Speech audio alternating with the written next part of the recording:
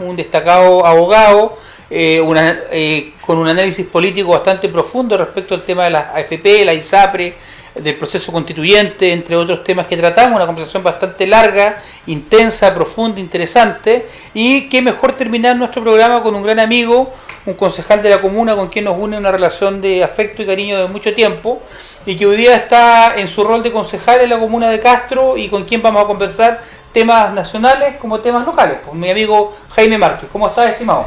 Bien, pues Claudio, lo más bien acá, me había gustado los viernes, pero ya ¿Te cambiaron la fecha? Me cambiaron la fecha, bueno, como buen alumno, uno tiene que venir el día que le dice. Pero claro, bien, aparte, me parece con buenos panelistas también hoy día, así que, bueno, con ganas de conversar y que la comunidad escuche los planteamientos que tenemos, sobre todo de actualidad. Mira, hoy día todos los medios están hablando del tema contingente fundamentalmente relacionado con la emergencia, pero esto ha develado muchas otras cosas. Claro. Creo que una de las cosas que ha develado, por ejemplo, lo que conversamos la vez pasada, aunque esto es solamente para introducirnos a los temas, las grandes desigualdades que tiene nuestro país, ¿cierto? Ha develado la verdadera cara que tiene nuestro país. Yo espero que las futuras pandemias que existan o que vengan más adelante encuentren un país más igual y a toda la población en igualdad de condiciones para poder enfrentar problemas como los que estamos viendo hoy día. Claro, hay que contextualizar hoy día la lamentable posición que hoy día tenemos como país. Ya Chile hoy día es el número 2 a nivel mundial, el segundo país del mundo con mayor cantidad de personas contagiadas y fallecidas por millón de habitantes. Vamos en las 11.000 personas fallecidas y estamos llegando ya a los 300.000 personas contagiadas. Ya eso habló que todo este castillo de naipe que se les cayó a Mañalich claramente decía relación a las malas políticas públicas que implementaron. Ya, pero de una u otra manera es importante que la ciudadanía entienda que los temas de poder resolver las pandemias, los temas de salubridad, tienen que ir de la mano de los temas económicos, tienen que ir de las manos de los temas políticos y claramente tienen que ir de las manos de los temas sociales, de los temas sociológicos. Es súper importante partir esta pregunta, Jaime, o esta introducción, o esta conversación, planteándote cómo ves tú la incidencia que ha tenido el gobierno, la posición o cómo ha tratado el gobierno tanto la pandemia como la revuelta social, porque aquí llevamos 9 meses de conflicto en este país, porque el tiempo pasa rápido. 6 meses tuvimos una revuelta social donde la ciudadanía se expresó profundamente respecto a todos los temas de modificación estructural de estas políticas públicas que nacen con el dicho que no eran 30 pesos del metro, sino eran 30 años de abuso. Ya, y después tuvimos que entrar fuertemente a esta pandemia que nos tiene la situación que nos tiene. En consecuencia, ¿cómo evalúas tú que el gobierno, cómo ha sido el approach, cómo el gobierno ha tenido la capacidad de poder sostener, de poder abordar estas crisis? Bueno, yo creo que no ha tenido la capacidad para abordar de mejor manera. Primero hay que hacer una separación entre lo que fue la vuelta social, o como quiera llamársele, ¿cierto? Yo creo que reaccionó como a un boxeador, como yo lo dije en una oportunidad anterior, que recibe un golpe sorpresivo que lo deja knockout, ¿cierto? Y cuando pasó eso, yo creo que sobre reaccionó y no hallaba para dónde arrancar, o no hallaba para dónde salir, o qué hacer, o cómo enfrentar el tema. No estaba preparado realmente para enfrentar un movimiento social como el que ocurrió. De tal manera que las respuestas que tuvimos en un primer momento del gobierno tuviste que eran erráticas, iban por distintos lados, primero planteando que esto era una suerte de guerra, ¿cierto? Que habían enemigos invisibles, que venían, no sé, de la estratosfera, o también se habló de extraterrestres, ¿cierto? Para que tú te acordás de una no muy feliz frase por ese lado, o comentario. Entonces, no sabía qué hacer, realmente yo creo que el gobierno no tuvo la serenidad, ni la claridad, ni la inteligencia, ni la moderación para poder leer de buena manera qué había detrás de esto. Entonces se fue por la fácil, ¿cierto? Se fue por la interpretación fácil, burda, ¿cierto? Que era por lo menos un movimiento callejero, que lo fundamental era tirar piedra y no veía lo que había detrás, la filosofía o la sociología, como tú dijiste, cómo se desarrollan los movimientos sociales en este país, para poder entender lo que estaba pasando. Sí hubo algunos ministros, creo yo, que tenían otra visión más de fondo, ¿cierto? Pero no eran escuchados tampoco, ¿cierto? Y a poco tiempo o no han tenido peso, salieron del gabinete, pero yo creo que todavía hoy día el gobierno no tiene preparada una lectura bien hecha de la realidad social. Y ese es el desastre. Yo creo que el desastre de los gobiernos, de la política o de los partidos también, cuando no son capaces de interpretar lo que está en la base social, lo que es el sentir del pueblo. Yo muchas veces lo he reflejado con la historia de la Falange Nacional, ¿cierto? ¿Por qué la Falange Nacional, después de Democracia Cristiana, llegó a tener el tremendo apoyo popular que significó la elección del presidente Frei Montalva el año 64, por ejemplo? O cómo siguió ocupando un rol interesante en la vida política del país, que era un partido que se había escindido del bando conservador, ¿cierto? Que había salido el Partido Conservador. ¿Por qué? Porque yo creo que ellos interpretaron el momento justo que estaba pasando, ¿cierto? La doctrina social de la Iglesia, ¿cierto? Los grandes movimientos sociales que se reflejaban ahí a partir de la encíclica Rerum Novarum, que significó esto, y cómo eso lo pudieron llevar al terreno nacional, el surgimiento de la clase media, ¿cierto? Interpretar los sentimientos sociales que tenía la clase media, y se estableció una suerte de maridaje, de unión, como quiera llamársele, entre lo que interpreta un partido político y lo que la gente quiere. Y yo creo que ahí ha sido el error posterior que no solamente ha tenido el gobierno, la derecha, creo que gran parte de los partidos hoy día, ¿cierto?, no han sabido hacer la lectura de lo que el pueblo chileno hoy día está pensando, porque no se han detenido en esta vorágine, ¿cierto?, de generar riqueza, a veces generar plata, o de generarse una plataforma política o llegar al poder político. Se han desvinculado de la base, ¿cierto? Se han desvinculado totalmente de la base. Hoy día hay un vacío inmenso entre lo que la gente quiere, lo que este pueblo, que hoy día el pueblo chileno es distinto a lo que era en la década del 60, 70, el 80. Hoy día hay otros cambios muy acelerados que van viniéndose y que no han sido capaces de ser leídos de buena manera. Y el gobierno ha actuado de esa forma. No ha sido capaz de leer lo que hay detrás de toda la protesta social. ¿Y qué hay detrás? Como yo te digo, como una radiografía hoy día, el COVID, la epidemia, ha develado un país que no era el país que ellos pensaban, ¿cierto? Parafraseando a un escritor, ¿cierto? Ellos estaban viviendo en un país imaginario, ¿cierto? Y ellos viven en un país imaginario, que creen que es el país de bonanza económica, que es el país que queda de, como se dice, de la Plaza Italia hacia arriba, o la Plaza de la Dignidad, qué sé yo, hacia arriba. Ellos creen que es el país, que ese es Chile, y Chile no es ese, ¿cierto? Hoy día se ha visto que Chile es otra cosa. Chile es un país más pobre, más desigual, con una clase media absolutamente devastada, porque hoy día todas las políticas del gobierno, si bien ha sido obviamente atender a las necesidades más urgentes de los sectores más desposeídos, pero también ha desprotegido totalmente a la clase media, que fue el bastión desde la década del 60 en adelante de este país, la base cultural e intelectual. Déjame hacer un punto. El otro día, Jaime, salió un artículo de la revista Bloomberg de Estados Unidos que decía que Chile atacó esta pandemia como un país de rico, siendo un país de pobre.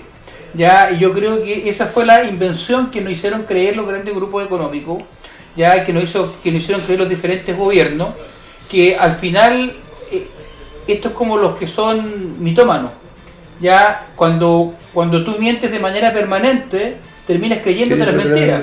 Ya ellos mismos terminaron creyéndose que éramos un país, que éramos los jaguares de Latinoamérica, claro. Y esto claramente, yo comparto contigo, demostró que somos un país con muchas necesidades. Y cuando tú abordas el tema de la clase media, es muy importante establecer que hoy día, Jaime, estamos en una situación sociopolítica, social muy fuerte. Hoy día la encuesta de INE arroja que Chile tiene una cesantía de un 11.4.5%, que tú mejor que nadie sabes que el INE, las encuestas del INE, si tú trabajas un día en el mes, ya eres trabajador. O sea, es mucho más. Si tú a eso le sumas esta gente que fue desvinculada de sus funciones, que entre comillas colocadas suspendidas, pero todos sabemos que fueron despedidos, ya y sumas también a estos 3.5 millones de trabajadores temporeros que hay en Chile, estás llegando a un 25% de gente desempleada. ¿Cómo evalúas tú esta barrera porque nosotros hablamos antes del 40% de la vulnerabilidad en este país. Sí. Se ha corrido el cerco. Claro. ¿En qué porcentaje crees tú que se corrió el cerco? Mira, yo no te podría decir una cifra exacta, pero yo creo que puede que se aproxime al 60%, lamentablemente. ¿Cierto? Si no Después, si no es más. Algunos hablan del 80%, pero yo creo que eso es mucho. Yo creo que se aproxima un 60%. Y después, cuando termine esto, ahí vamos a ver la verdadera cara de Chile. ¿Cierto? Cuando termine esto, vamos a ver la verdadera cara del país. ¿Cierto? Pero yo creo que es porque, como lo señalé anteriormente, siempre toda la historia de Chile ha sido un verdadero negocio de determinadas clases y determinadas castas, ¿cierto? Que han tratado de llevar aguas para su molino y de vivir ellos bien, ¿cierto? Haciendo caso omiso el resto de la realidad. Por ejemplo, yo hoy día en la mañana veía, mira Claudio, en la televisión la subcultura de los narcos. Yeah. La subcultura, porque mira, el profesor Hernán Godoy, en un libro muy famoso que se llama El carácter chileno, yeah, que nosotros nunca lo hemos entendido acá, siempre han querido hacer aparecer que Chile es unitario, una república unitaria. Desde el punto de vista político, sí, de acuerdo a la Constitución, Chile se declara un país unitario, ¿cierto? Con distintas regiones, un país unitario, con un régimen centralizado, pero como si Chile, y han querido meter a fuerza durante mucho tiempo, a través de las escuelas, de los colegios, que todos en Chile pensamos igual, que todos somos iguales, ¿cierto? Y nos tratan de imponer costumbres muchas veces que son de la zona central, o el que quiere la casta, o que quiere una élite política, claro, que eso pensemos todos. Claro. ¿Y qué decía Hernán Godoy? Y lo que dice la Constitución, claro, que todos somos iguales ante la ley. Claro. ¿Qué dice Hernán Godoy? Hernán Godoy, ese libro lo hizo hace muchos años, pero dice que Chile es una mezcla de subculturas.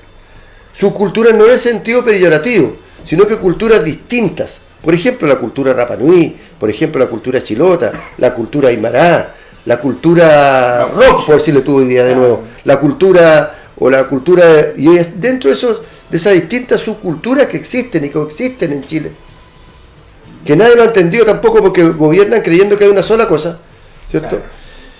Hoy día aparece esta cultura o subcultura de narco, con sus propios códigos que han sido importados de países como Colombia, ¿cierto? México, ¿ya? Y se enquistan malamente, sí, en este caso, ¿cierto?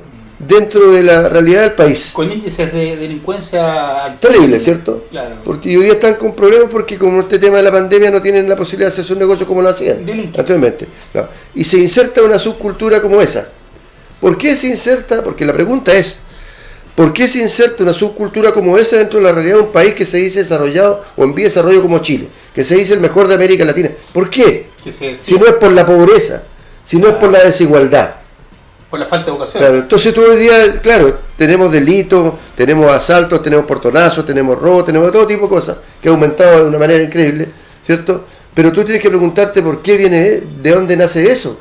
Y nace precisamente porque existe un país en el que no todos tienen oportunidades, porque la educación no fue igual para todos, claro, sino que fue para unos buena, para otros más o menos y para otros mala, ¿cierto? Y entonces discriminó y creó castas y clases. Entonces no ha habido en este momento una claridad, un consenso general de todas las tendencias políticas de pensar Chile y decir, mira, ¿sabes qué? Parémosle, frenemos esta cosa acá, tenemos que partir con otra cosa nueva, con un país de oportunidades como son los países emergentes, Nueva Zelanda, Australia, ¿cierto? Otros países, Canadá mismo, que se han hecho en base a muchos inmigrantes que han llegado, muchas culturas, ¿cierto? Muchas subculturas de distintos países, pero que han sabido crear una sociedad equitativa, igual para todos, en que todos tengan oportunidades, en que todos puedan llegar a la riqueza. Jaime, y acá no existe eso. Déjame hacerte un punto. Y tú no tienes la sensación, yo comparto absolutamente lo que tú planteas, pero tú no tienes la sensación que esto también tiene que ver con el modelo neoliberal, que hoy día Chile es la cuna, Chile es el laboratorio del modelo neoliberal a nivel mundial, donde hoy día el 1% de este país es dueño del 60% del Producto Interno Bruto, donde 12 familias nos controlan. Hoy día tenemos 12 familias, digamos nombres, por ejemplo Luxi, que es dueño de Canal 13, dueño del Banco de Chile, los grupos económicos, dueño de todo, y los AYE, que son dueños de la AFP, dueño de la ISAPRE, dueño de todo. Ya, pero cuando tú empiezas a hacer el análisis más profundo y te empiezas a dar cuenta de que la clase política, o como planteas tú, la casta política, está cooptada por estos grupos económicos, y te voy a dar dos ejemplos para que tú profundices en el tema. Uno, Alamán, RN, que está en todo su derecho, que él es de derecha y lo manifiesta. Él sale diciendo que el proyecto de retiro de las AFP del 10% es regalarle la plata a la gente. Cuando la plata de la propiedad de la gente, es el primer análisis. Pero por el otro lado, tú te das cuenta que hay un segmento de parlamentarios de oposición, como el senador Navarro, el senador Latorre, la senadora Proboste y otros, que están presentando un proyecto de ley o trabajando un proyecto de ley para derogar el decreto de ley 3500 que crea las AFP y construir otro proyecto más igualitario. Y por otro lado tienes a un senador de la República socialista, Juan Pablo Letelier, que el miércoles pasado en la Comisión de Constitución estaba defendiendo un proyecto de ley que presentó el gobierno que profundizaba que profundiza las facultades de las AFP en este país. O sea, tenemos una mirada común respecto a el diagnóstico, pero también tenemos una casta política que se ha dedicado transversalmente a profundizar la desigualdad en Chile. Hay que ir al origen de este tema. El origen de este tema, de este sistema económico, acuérdate que fue el gobierno militar. Los Chicago Boys. La dictadura, ¿cierto? Y los Chicago Boys, que tú sabes que los Chicago Boys, en su mayoría acá en Chile, estudiaron en la Universidad Católica de Chile. Lo que parecía paradojal, porque se supone que la Universidad Católica tiene otra orientación. Pero bueno, la Universidad Católica acá en Chile, la Pontificia, es muy curiosa en cuanto a su formación. Y ahí estos jóvenes fueron a estudiar en la Escuela de Chicago, con Friedman, el paladín del neoliberalismo, ¿cierto? Y llegaron a introducir y usar a Chile como laboratorio para introducir sus ideas neoliberales, y Chile es un emblema del neoliberalismo. A partir de ese entonces, ¿cierto? Se formaron las grandes fortunas, comprando a precio de huevo las empresas del Estado, ¿cierto? Se formaron los grupos económicos, y después llegamos, después de un tiempo, a tener a un país que yo alegaba con una profesora en Magíster, me acuerdo una vez, porque yo le decía que después de Brasil, Chile tenía la peor distribución del ingreso a América Latina. Estoy hablando de la década del 90, ¿ya? Y no me creía, yo le traje un libro, le dije, mire, acá están los datos de cómo se reparte la torta, ¿cierto? Chile, peor distribución del ingreso después de Brasil. O sea, gran parte de la torta, como decía igual un escritor, el gallinero está a cargo del zorro acá. Y cuando hablaba, claro, el gallinero está a cargo del zorro. Entonces mira lo que pasa, ¿cierto? Claro. Pero mira, podemos llegar a montones de diagnósticos, pronósticos o temas relacionados con el neoliberalismo. Pero ¿cómo se logra cambiar esto? Pues de ahí la importancia de la política, ¿cierto? Igual yo muchas veces critico cuando empiezan a hablar que la política, que la política es lo peor, que la política que haya. Porque ese era el discurso desde la derecha. Ese fue el discurso de Pinochet, ¿cierto? Obvio. Los politiqueros, los señores políticos, y el gobierno con puros políticos que hoy día, y después que terminó el gobierno militar, han seguido usufructuando los bienes de este país y han seguido viviendo y tienen plata de sobra para 5 generaciones más, ¿cierto? Pero denostó la política. Entonces la gente, a veces, por un tema populista, se llena la boca diciendo que la política que hay allá, porque como eslogan lo vuelven y lo repiten como loro. Sin embargo, yo quiero reivindicar que la acción política es como cualquier acción humana. Pero ¿sabes qué es lo que pasa, Jaime? Mira, yo comparto absolutamente contigo eso, pero solamente agrego algo, que se ha seguido profundizando este tema de la política hasta tal punto que hoy día tenemos medios de comunicación nacionales absolutamente cooptados, sí, ya por este modelo neoliberal. Tenemos periodistas absolutamente cooptados por este modelo neoliberal.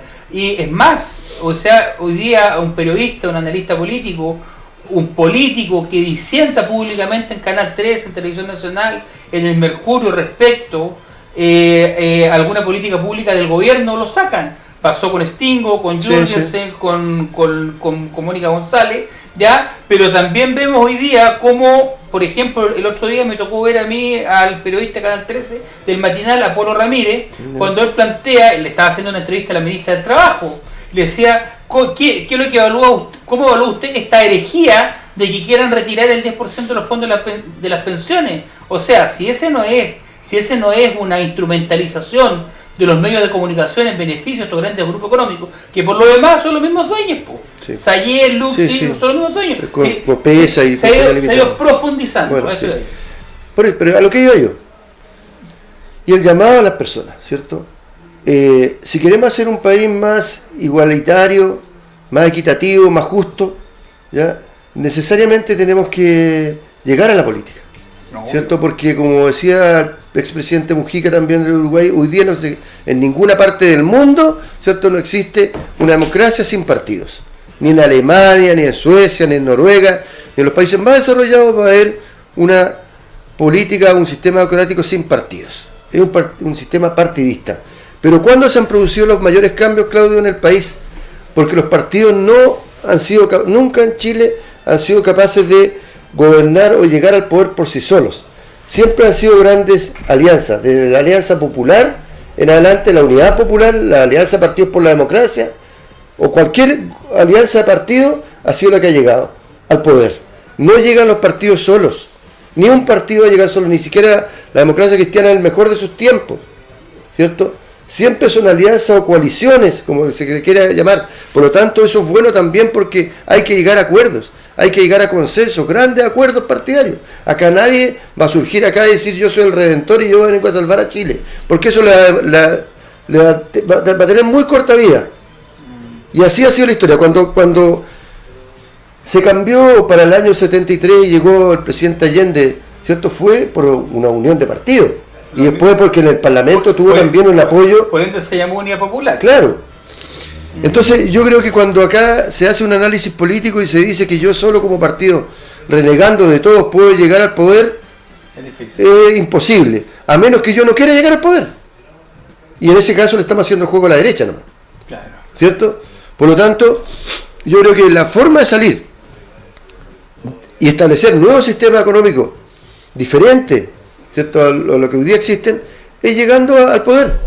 Claro. Si tú debajo de la mesa puedes matarte alegando. Tienes dos opciones. Una es recuperando el gobierno, que es una opción que yo tengo la sensación y espero de que la oposición de este país llegue a grandes acuerdos, tenga unidad en puntos específicos, y nadie les pide que hagan un solo partido. Sí, sí. La diferencia entre el Partido Comunista con la Democracia Cristiana es abismante, desde el punto de vista ideológico, desde el punto de vista del conservadurismo, entre muchas otras cosas, pero sí acuerdos políticos que hagan recuperar el gobierno con una mirada mucho más progresista que la mirada conservadora y defensa a ultranza de los grandes intereses económicos que hoy día tiene el gobierno de Piñera. Ya, pero también es relevante y también es importante el entender de que también hay algunas instancias donde se está jugando al límite. Por ejemplo, el otro día me tocó escuchar al presidente de la Democracia Cristiana decir que Juan Chaín, que iba a un partido bisagra. Tampoco ayuda mucho, porque ser un partido bisagra significa, si me intereses están en la derecha, voy a estar con la derecha. Si me interesa estar en la oposición, voy a estar con la oposición. O sea, ¿cómo tú logras ordenar este gran arcoíris al respecto de poder llegar a objetivos comunes? ¿Tú no sientes o tú no crees que hoy día la oposición en Chile está carente de liderazgos reales? Sí, totalmente. Es un tema claro, estamos carentes de liderazgo, no hay liderazgo, tú ves que hay un gran vacío de poder después de la pérdida de la última elección, ¿cierto? Y hasta el día de hoy no ha tenido reacción la oposición. No hay quien canalice ese liderazgo y haga una verdadera oposición. Hoy día está desarticulada, lamentablemente, la oposición. Pero yo creo que es el momento de pensar, de hacer las grandes reflexiones y colocar hartas cuotas de lucidez dentro del acontecer político. A mí, por ejemplo, igual me molesta, te voy a decir, Claudio, cuando durante muchos años nosotros mismos recibimos se supone que gente del lado nuestro, una cantidad de ataques impresionante. Entonces, todos los días, ¿cierto?, son gente que uno trabajó con ellos, luchó con ellos incluso en tiempos de dictadura, y lo único que se dedican a establecer una suerte de sensores morales respecto al acontecer de otros, y ni siquiera ven a la vereda al frente, ni siquiera critican a la derecha. O sea, partamos de la base que tienen que negarse ellos mismos. Claro, sino que critican a los de su mismo lado y lo hacen pedazos. Y los despedazan, ¿cierto? Entonces yo no sé cuál es el objetivo. Si el objetivo es, claro, podremos tener un montón de errores, pero hay que sentarse a la mesa a conversar y decir cuál es el bien superior, ¿cierto? El bien común, siempre el bien común, el concepto de bien común significa renunciar a algo de mi bien particular, es como la base de las negociaciones, el bien común, el bien de todos, ¿cierto? Dejando una parte de nosotros, claro que sí, por un bien superior, que avanzar, mejorar este país, pero no empezar a darnos duro como lo hemos hecho. Entonces yo creo que es el momento de poder... yo siempre he estado dispuesto a sumarme a eso, siempre he estado dispuesto a sumarme a eso, a sumarme a actores políticos, a proyectos. Justamente, tú has dado la clave, ese es el concepto, a un proyecto. Nosotros estamos trabajando por temas particulares, por Jaime Márquez o Perico Los Palotos, quien sea. Yo creo que nosotros tenemos que sumarnos a un proyecto mucho más grande de reconquistar la democracia, de hacer un gobierno distinto, pero yo igual lo veo difícil, porque mira cuando gobernó la presidenta Bachelet, la introducción de cambios tan importantes, ¿cierto? Como por ejemplo yo dije el otro día la educación gratuita para el sistema de educación superior. ¿Y cuánto costó? Porque obviamente a la derecha no le gusta, eso es como colocarle limón en la herida. No le gusta porque no le conviene que todo el pueblo se eduque, que tenga pensamiento divergente, que tenga otra formación, otro capital educativo, para poder, porque si no pierde sus votos. Es más, Jaime, entonces, la mayor oposición que tuvo la presidenta Bachelet era su ministro de Hacienda y su ministro del Interior, que era Augusto, ¿cómo se llama el ministro del Interior demócrata cristiano? Me recuerdo. No era Augusto, sí fue Augusto. En algún rato después salió, ¿te acuerdas que hubo un cambio? Claro, y él ¿Fernández? No, era el que fue parlamentario, pero da exactamente lo mismo ahora. Lo que importa en el concepto de la conversación es que claramente nosotros tenemos un problema, porque es muy difícil llegar a acuerdo con esto.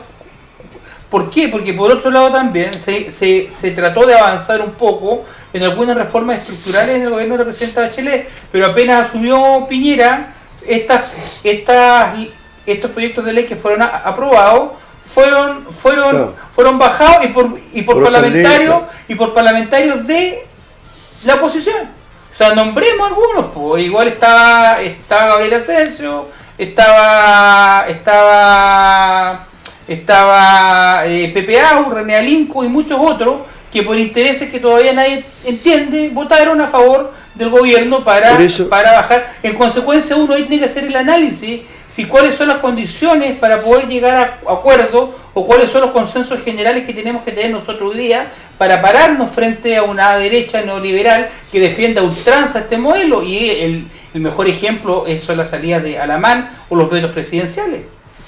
Por eso, Claudio, yo creo que no sé si se ha olvidado tan rápido el tema de la dictadura como para que la gente hoy día esté actuando con criterios muy particulares. A mí me molesta cuando igual defienden intereses de grupos pequeños también que están haciendo lo mismo, o intereses particulares definitivamente, ¿cierto? Y por eso esos intereses particulares hacen abortar un proyecto de ley que es muy, muy importante para mucha gente.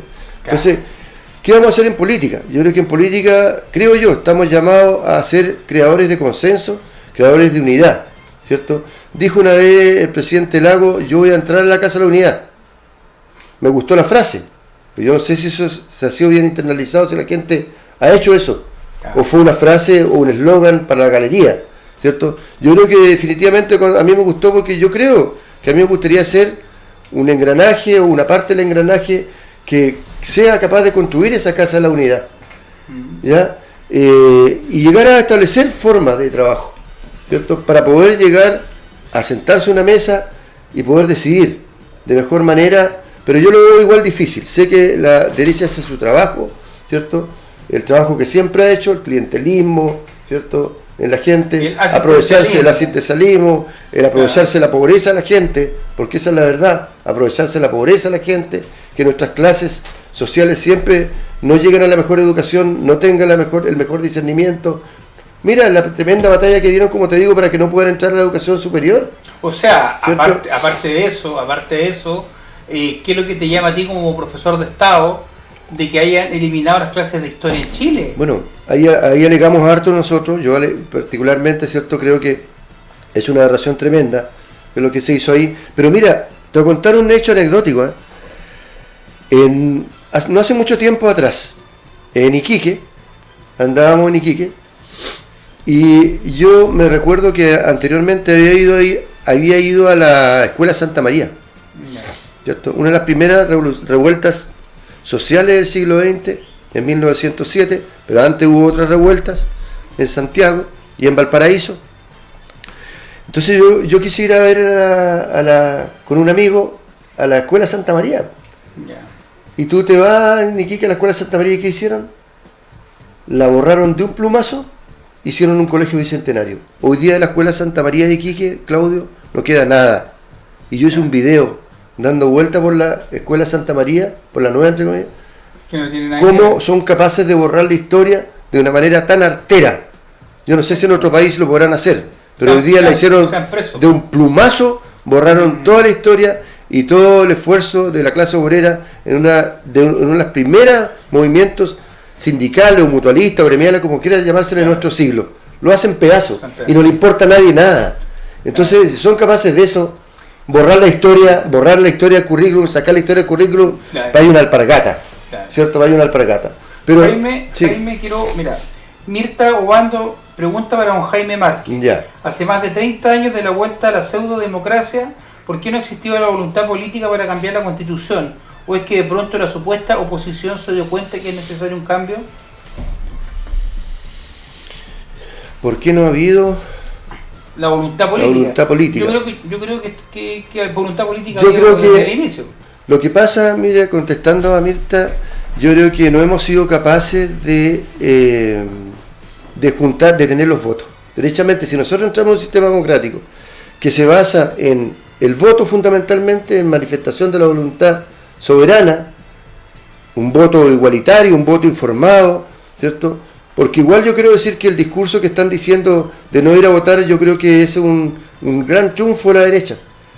Claro. Que ha generado en los jóvenes que no vayan a votar, y la denigración del tema político, la denigración del sistema político, porque de esa manera mantienen su poder. Por lo tanto, nosotros no hemos sido capaces, ¿cierto?, de con el voto llegar a generar las mayorías necesarias como para poder establecer un cambio en la Constitución. Sí se han hecho modificaciones importantes en la Constitución, no hay que negarlo eso. Se han hecho modificaciones que han significado algunos cambios, pero yo creo, como lo dije en el programa pasado, que nosotros tenemos que tener una Constitución que sea hija de este nuevo Chile, de este nuevo país. Esta Constitución se realizó sin parones electorales. Yo me acuerdo haber votado en Chacao, cuando venía ese tiempo viajando, sin ningún parón electoral y con una metralleta en la cabeza. Claro, y todos los cuerpos, las Fuerzas Armadas votando a favor, ordenada y todo. Pero bueno, a ver, yo creo que, para responder a Mirta primero, creo que no hemos sido nosotros capaces de poder hacer un trabajo que permita llegar al poder de buena manera, de tal manera que nosotros mismos podamos tener mayoría y hacer esos cambios. No lo hemos tenido muchas veces la mayoría. Y cuando hemos tenido la mayoría nos hemos sentido amedrentados. Esa es la verdad. O han negociado, o muchos de los nuestros han sucumbido, ¿cierto?, al poder del dinero para poder cambiar sus votaciones, ¿cierto?, y defender intereses particulares en vez de los intereses de Chile.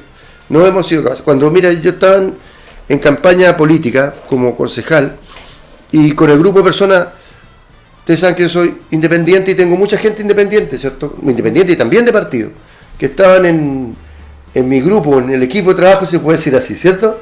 Pero habían políticos con experiencia y todo, y había gente que no tenía experiencia política.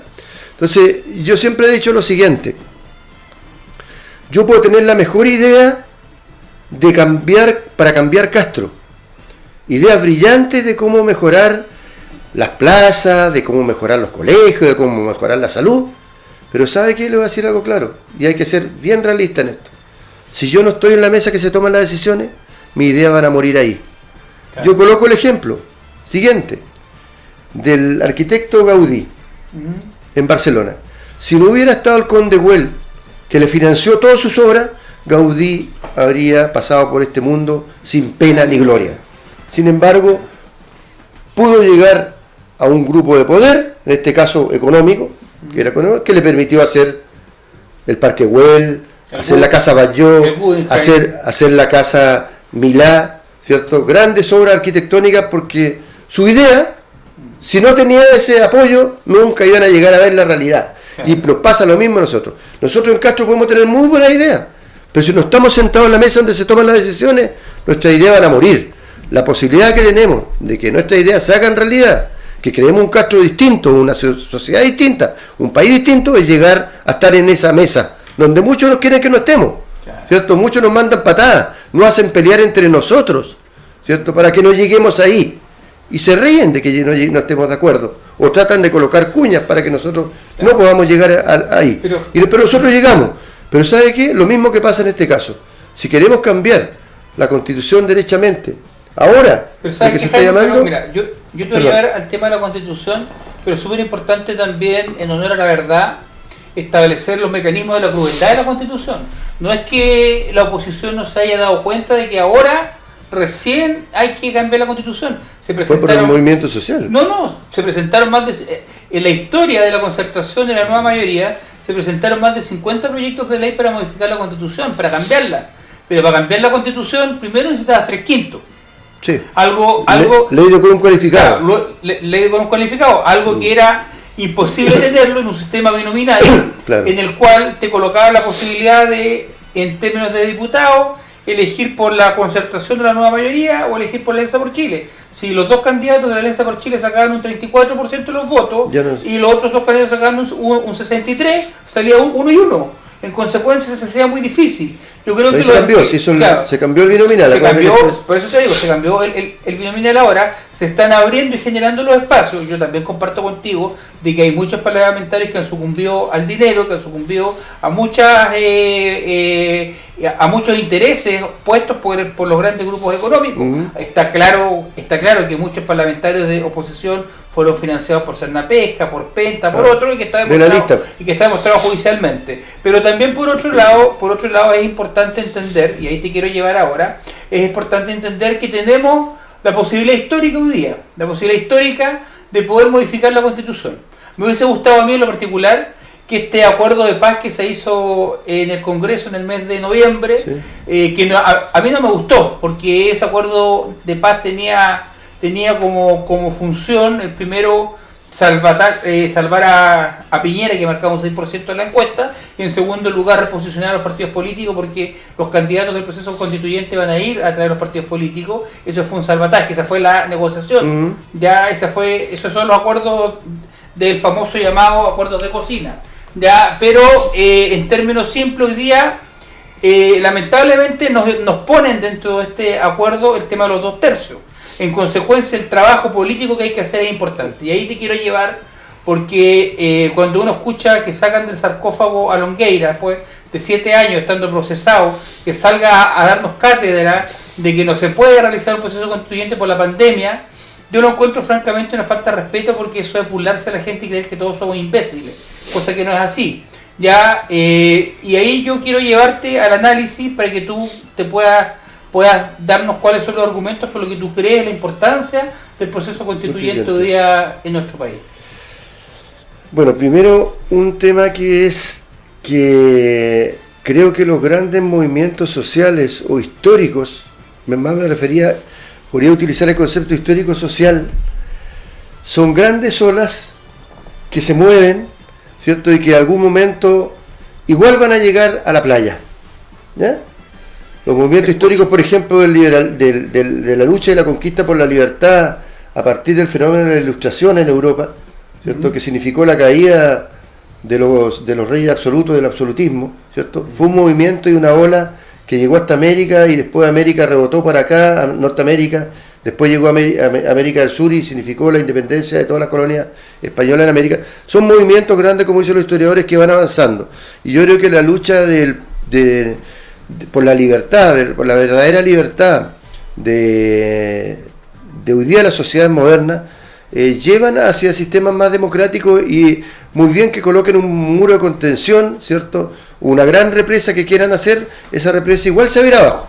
Se va a demorar un poco más, un poco menos, como yo en algún momento lo grafiqué, Claudio, con el tema del Titanic. ¿Cierto? Que yo dije en algún momento que esta cosa es como el Titanic, que la herida debajo de la línea de flotación ya está hecha, que pueden seguir cantando los músicos arriba, pero se va a hundir igual. Entonces yo creo que este proceso, este movimiento social por una nueva constitución en Chile, igual va a llegar, igual se va a hacer. Lo que podemos discutir es en cuánto tiempo va a demorarse en llegar o no, pero va a llegar. Entonces hoy día yo creo que lo principal es hacer entender, sacar las mentiras que andan diciendo, que esta constitución va a ser, que dicen, si la constitución no arregla que te planchen mejor tu terno, ni que te coloque una corbata, ni que te lustren mejor los zapatos. Son cosas burdas. Nadie espera que la constitución venga a mejorar, ¿cierto?, la relación que yo tengo con el supermercado, ¿cierto? O cómo yo voy a arreglar el tema de la luz, el tema del agua. Eso no lo ve una constitución. La constitución, como yo dije anteriormente, es la norma fundamental sobre la cual se asienta todo el estado jurídico de un país, ¿cierto? Por lo tanto, son las grandes bases, son los grandes principios. Cuando uno en un colegio, y lo hablo en términos pedagógicos, Claudio, cuando uno parte con un colegio que tú quieres hacer un proyecto educativo, ¿cierto? Y coloca las bases de tu proyecto educativo, y dice las bases serán la defensa del humanismo, ¿cierto?, la expresión libre, las ideas, que son los grandes principios rectores. La Carta Magna. La Carta Magna, la Carta de Navegación. Después viene todo lo otro a ordenarse, y después se ordenarán. Cuando lleguen las otras leyes, los decretos leyes, las instrucciones, qué sé yo, todo eso, se irá ordenando todo hacia abajo o hacia arriba, como se quiera, el sentido que nosotros lo queramos. Pero tenemos que cambiar la plantilla. La plantilla es la que cambia la nueva constitución, lo que quiere la nueva constitución. No nos hagan creer que la constitución sirva para mejorar temas burdos como tomar café, sino que la constitución, se lo digo a toda la gente, significa algo mucho más. Queremos una carta fundamental, ¿cierto?, que nos diga cómo va a ser Chile de acá para adelante y cómo nosotros queremos construir ese país de mejor manera, igual para todos.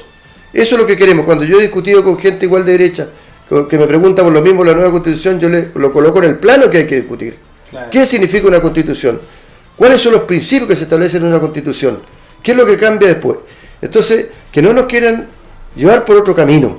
Yo creo que hoy día el llamado a la gente, sea tarde o temprano, que tenemos que ir a votar por por hacer una constitución nueva, genuina, en que todos participemos, a través de una asamblea constituyente, ojalá, ¿cierto? Una asamblea que participen los ciudadanos, que participen todos, porque las últimas constituciones las redactaron un grupo de iluminados, ¿cierto?, en el tiempo de la dictadura, y esos señores no se les podía tocar a esos señores. De hecho, mire, yo tuve uno de ellos como profesor en la Universidad Católica del Paraíso en Derecho, ¿cierto? Sí. Repeto, Bertelsen Repeto, Raúl Bertelsen, era profesor mío y era uno de los redactores de la Constitución. A ese caballero no se podía decir nada. Era un iluminado y era un dios o un semidios que vino a pararse acá en la tierra y nos vino a ayudar con su inteligencia a todos nosotros pobres porros. Esos eran los señores que redactaron esta constitución en este país y que obedecían a grupos de interés y a grupos políticos y económicos hasta el día de hoy, y lo siguen obedeciendo y están ahí. Claro. ¿Ya? Entonces hoy día queremos en la base una constitución distinta, que toda la gente participe, que la mayoría de la gente participe, obviamente en los distintos niveles que se vayan a establecer. Pero ¿qué tenemos que hacer? Votar primero por aprobar, porque tenemos que aprobar una nueva constitución. Este país merece y necesita una nueva constitución. Es súper importante establecer también, Jaime, que esta va a ser la primera constitución en la historia del país democrática. Todas las constituciones se han construido y se han planificado en dictadura. Así es. Ya, por eso es súper importante el tema. Ahora, es súper importante también que la ciudadanía entienda que el proceso del apruebo o el rechazo claramente va a perjudicar a la derecha, por ende la derecha lo quiere sacar y quiere irse de directo a la elección de los constituyentes. ¿Y por qué lo quiere sacar? Para que la ciudadanía lo tenga claro, que esto fue a discutirlo. Lo quiere sacar porque tienen que sacar el pizarrón a sus candidatos a alcalde, a diputados, a concejales, a pedir el voto por el rechazo, claro, de la ciudadanía le cerró la estrategia política, y corren el riesgo ahí. Y lo otro también es que quieren quitar la discusión del por qué. Porque no es lo mismo que tú llegues a votar por un representante del proceso constituyente del Partido Socialista, del Partido Progresista, de Democracia Cristiana o de la UDI o RN, al respecto ya de un entendimiento de lo que es un nuevo proceso constituyente que se discute claramente en una elección de apruebo o rechazo, a llegar derechamente a votar sin mucha información. En consecuencia, yo creo que ahí están los roles de poder defender ambas elecciones. Bueno, mira, Claudio, yo te digo que esta elección no va a ser tan distinta de todas las elecciones que ha habido en este país en que se han enfrentado los bloques progresistas con la derecha. No, como dicen algunos, yo escucho a algunos exitistas que esto va a ser pampeado, no. Esta es una elección difícil y trascendental, y va a ser estrecha también. Claro. Yo no digo que va a ser fácil, va a ser igual una reacción estrecha, ¿cierto?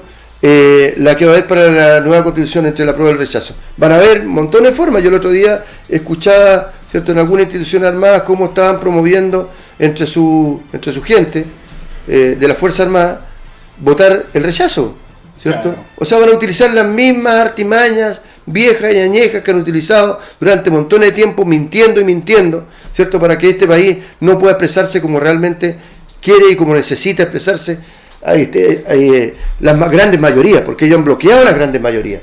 ¿Qué hicieron? Gamburi hace la interpretación, Jaime Gamburi, historiador, hace la interpretación del movimiento 73. ¿Qué hicieron ellos cuando perdieron el poder democrático, ¿cierto?, a través de la urna? Entre paréntesis hay que ver curiosamente el caso de Bolivia hoy día. ¿Qué han hecho a través de cuando no pueden, cuando ven que las urnas pierden, ¿cierto? ¿Qué hicieron ellos? Metieron a su hijito en la institución armada, ¿cierto?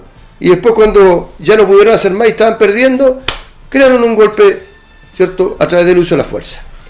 Y frenó el avance que tenía este país ya de llegar, ¿cierto?, a un gobierno distinto, elegido en las urnas. El gobierno de Allende fue elegido en las urnas, fue electo en la urna. Pero ¿qué hicieron ellos? El acaparamiento, el boicot, ¿cierto? Y ese tiempo estaba en época de Guerra Fría, basta leer todos los documentos clasificados de la CIA para darse cuenta cómo fue la intervención burda de Estados Unidos en este país, ¿cierto? Cómo financió los diarios, cómo el presidente y uno de los grupos económicos de este país, Agustín Edward, ¿cierto?, McClure, era agente de la CIA, derechamente, el dueño del Mercurio. ¿Ya? Y ahí uno tiene para sacar conclusiones, pero estos análisis que estamos llevando nosotros que somos clase media, que llegamos por alguna razón a la universidad, que no todo el mundo pudo llegar, no lo tiene todo el mundo, ¿cierto? Entonces hay que analizar esto, ¿cierto? Hay que ver cómo la ITT metió plata acá, ¿cierto?, para desestabilizar el gobierno de Allende, cómo crearon una mentira, cómo crearon una farsa tremenda para sacar al presidente elegido, a que sacaron ametrallado desde La Moneda, porque no me daría ese cuento que Allende se mató, eso es absurdo, ¿cierto? No iba a pasar así. Entonces nos quieren contar una historia como ellos quieren. Y estos días estaban en una discusión en un grupo internacional, un grupo argentino, ¿ya? Entonces estaban hablando de cómo se cuenta la historia, Claudio. Entonces decían que la historia la contaban a su amaño a algunas personas. Entonces yo le decía y le recordaba una frase de Benedetto Croce, un historiador italiano. La historia es la propaganda de los vencedores. La historia de la Segunda Guerra Mundial la contaban los que ganaron, no los que perdieron, ¿cierto? Y algunos cuentan la historia de acá, del golpe militar, ¿cierto?, porque ellos fueron los que ganaron y la cuentan a su amaño. Incluso han sido capaces de sacar textos de los libros de historia, o colocar aberraciones en los libros de historia, o ponerse a decir la verdad en los libros de historia, ¿cierto? Porque Jaime, quieren hacer la historia a su pinta. Jaime, mira, nos alargamos bastante en el tema de la Constitución. A mí me hubiese gustado mucho, tengo varias expresiones acá de nuestro amigo que viene el tema de las noticias ahora. Quedaron pendientes los temas locales, cuáles son los proyectos nuevos que tiene Castro. Pero algunos podemos verlo. Sí, lo que pasa es que me están pidiendo porque ahí tenemos ahora a las 12:20 tenemos noticias y tú sabes que los tiempos en radio y televisión son medio cortos. Lo que sí quiero dejarte invitado para la próxima semana para que veamos solamente los temas locales. Ya yo creo que fue súper interesante la conversación, gratificadora, fue una introducción respecto de lo que se viene. Es muy importante la discusión, la conversación, los planteamientos. Prontamente empezaremos a hacer debates políticos donde confrontaremos ideas con los concejales de la UDI en Castro, concejales de RN. Desde ya están cordialmente invitados todos ya para que hablemos de política, para que defiendan el rechazo, para que defiendan lo que a ellos les parece, bajo qué mecanismo los pueden defender. Ya, y también claramente ustedes como oposición puedan defender sus planteamientos también. Muchas gracias por venir, nos vemos la próxima semana, pero antes te dejo los micrófonos si es que quieres plantear algo para la ciudadanía o contarnos algo en términos generales antes que me mate acá nuestro amigo Alexi, que me está pidiendo por favor que cerrando por entonces cortito nomás. Yo quiero mandar un saludo a toda aquella gente que está trabajando en estos temas de pandemia. Mira, nuevamente me he encontrado con vecinos, ¿cierto?, que están haciendo, yo quiero destacar el valor de vecinos anónimos que tienen un sentimiento de solidaridad y que demuestran a través de eso querer a su prójimo, ¿cierto? Y son vecinos que pasan piola, como se dice vulgarmente, pero ellos están haciendo un trabajo tremendo. El otro día me encontré con una vecina nuevamente, que quiero destacarla, de acá de calle San Martín, que igual está preocupada de ir en ayuda de ancianos vulnerables, de grupos vulnerables acá en la comuna de Castro, y que ella a través de las redes pide ayuda para entregarla a esa gente. Yo quiero hacer mi reconocimiento a todos, a mucha gente anónima que está colaborando.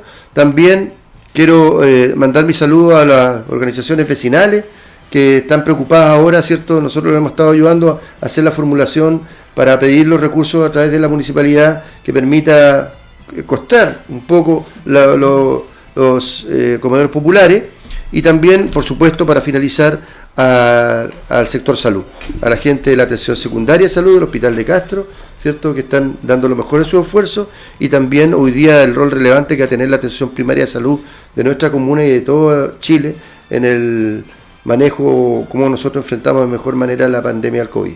Claro. Así que, Claudio, muchas gracias por la invitación, y dispuesto a ver temas más locales, Jaime, porque yo sé que a la gente igual le interesan temas locales, Jaime, que me gustaría ver. Para nosotros como medio es muy importante tener una posición clara, lúcida, coherente y informada respecto a lo que está pasando, que se entienda que en Chiloé, que en nuestros territorios también hay gente profesional, hay profesores, hay abogados, hay gente del mundo de las artes que tiene la capacidad de poder instalar temas de discusión, que son gente que son preparados, que tienen formación política, que son cuadros políticos que pueden contrarrestar un abismo que se está generando hoy día de populismo en este país, que para mí es brutal. Ya hoy día de la forma como se están entregando estas cajas de alimentos es vergonzosa.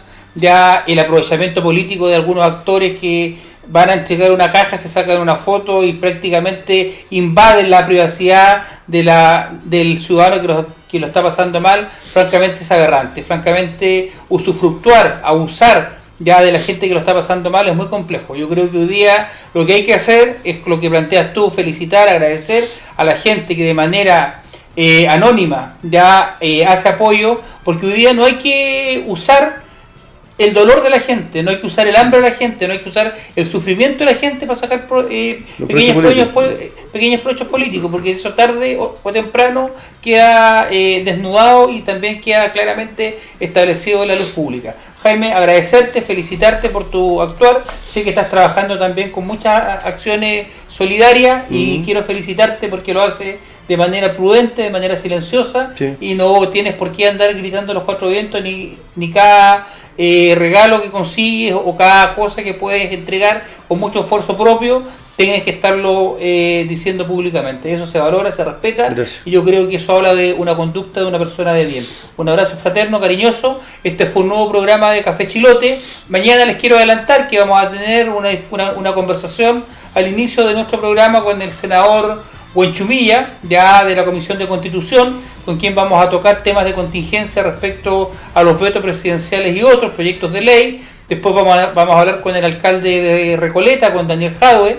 Ya continuamos probablemente con una diputada comunista muy interesante también, y terminamos con otro concejal de la comuna de Castro que estamos por definir hoy día en la tarde, siempre con 4 grandes invitados hablando, discutiendo, debatiendo de los temas de contingencia. Y nunca se olviden, no podemos resolver los temas de la pandemia en este país si nos asociamos y no tenemos de la mano los temas económicos, los temas sociológicos y por sobre todo, como bien planteaba nuestro querido amigo Jaime Márquez, concejal de la comuna de Castro, los temas que tienen que ver con la política. La política es el arte de gobernar, el arte de llegar a acuerdos.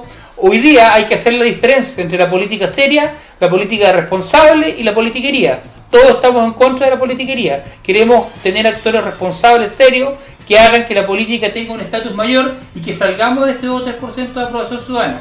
Un abrazo cariñoso, aquí nos suben el volumen porque quieren que nos vayamos rápido. Me van a retar nuestro querido amigo Alexis después que salgamos de esta entrevista. Pero este fue un nuevo programa de Café Chilote. Nos despedimos y nos hubiese gustado hablar una hora más con nuestro amigo Jaime Márquez, pero la próxima semana lo vamos a tener.